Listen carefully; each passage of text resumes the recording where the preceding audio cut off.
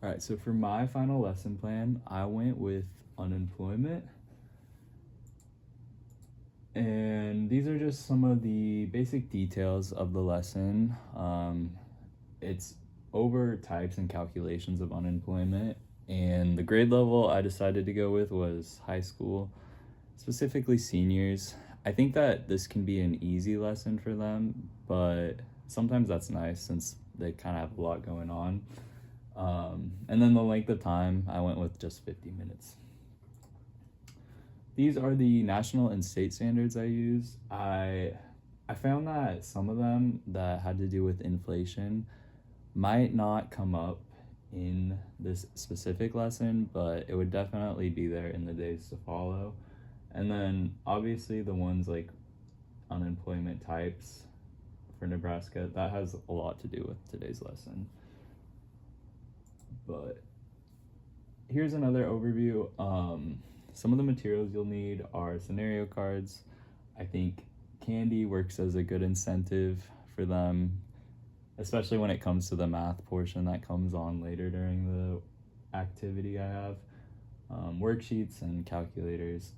And then I just wanted to separate this into two different mini lessons, or mini activities rather, that one of them pretty much covers the types of unemployment, and then the other activity just goes over how you calculate the unemployment rate. And then here are some of the details kind of laid out, but it's pretty much just everything we're gonna go over. All right, so to begin this lesson, I wanted to start out by defining the difference between unemployment and employment. So employed people are those that are working part-time or full-time jobs, such as your teacher. Unemployed people, those are going to be people who have been jobless for at least a week, but have sought work within the last 4 weeks. And so these are the different types of unemployment. The first being seasonal. Those are the people that get unemployed sort of during like the same times of the year or predictable times. This could be people who work at a ski resort. They're obviously not going to find the same kind of work during the summer. And then frictional unemployment, that's anyone who is voluntarily looking for jobs or in between their jobs for whatever reason. This could be, I think, an easy example to think of is just recent college graduates who have the skills but lack the experience to find jobs right away. Structural unemployment, those are people who have skills that just simply don't match the skills that are demanded by a certain business. You can think of it as technology begins to advance and outpace human capabilities, they could eventually be replaced, and that would fall under this kind of unemployment. And then lastly, cyclical unemployment. These are unemployment. This is unemployment related to the business cycle and then the ups and downs of the business cycle. So I think an example is construction workers who during a recession might not find the same kind of work or the same demand for houses, so that could put them out of work. All right, and so we're gonna do a quick mini activity over these 4 different types of unemployment. I'm gonna give you each 4 scenario cards, and you are going to then match the scenario to the correct category, either seasonal, frictional, cyclical, or structural. All right, so if you're able to match all 4 into the correct category, you'll get a piece of candy after I check them. And then we'll join back together and sort of discuss some of our findings. All right, so now that we have joined back together, I would like someone with a seasonal unemployment card to read me their card. My card says, "You are a farmer and the harvest is over, meaning there are no fruits or vegetables to harvest at this time of the year, resulting in your unemployment." Great, so why did you put seasonal unemployment for that. Thank you. Now with someone who had let's go with frictional unemployment, share their card. You are a teacher who moves from Nebraska to Colorado. You spend weeks actively searching for jobs now that you have been relocated. Great. Why did you put structural? Or frictional, I mean. Okay, now would someone share their structural unemployment card? The coal mines you once operated have been replaced by solar power facilities.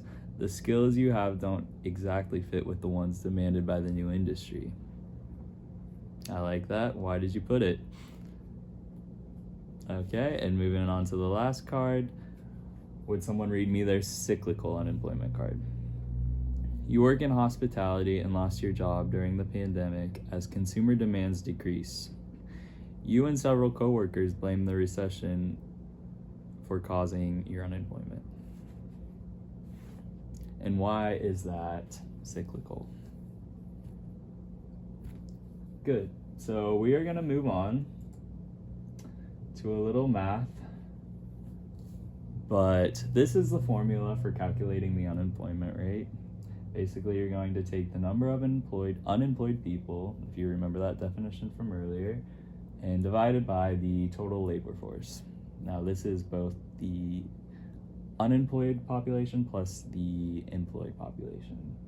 And then you'll times that by 100. So we are going to test this out on our worksheet. I will help you with the first example. The small town of Employland has a population of 900. Of this population, 51 people are unemployed and actively seeking work, and 520 people are employed at least part-time. Additionally, 38 individuals are not employed due to reasons such as being institutionalized. So the first thing we're going to want to note is that the 38 individuals that are not employed due to reasons such as being institutionalized are not going to be counted in our unemployed population. There are certain groups that do not fit this population. That also includes people under what age do you think? Not 18, but 16 years old. This also includes people who have not had a job for less than a week and people who have tried to find a job for at least 4 weeks. So for this calculation, we're simply going to take 51, which is the number of unemployed people, divided by 51 plus 520, because that is our unemployed and employed workers in the labor force, and multiply that times 100. Now for this next example, I'm going to have you guys work on it by yourselves, and then we'll join back as a group. All right, moving on. I would like you for this final activity or question just to discuss with your partner, why might some individuals remain unemployed even when the economy seems to be at full employment?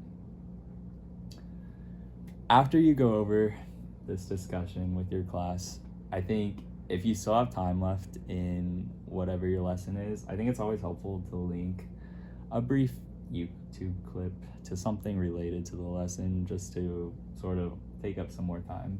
But that pretty much concludes it and goes over everything I wanted to talk about today. These are my references, and thank you.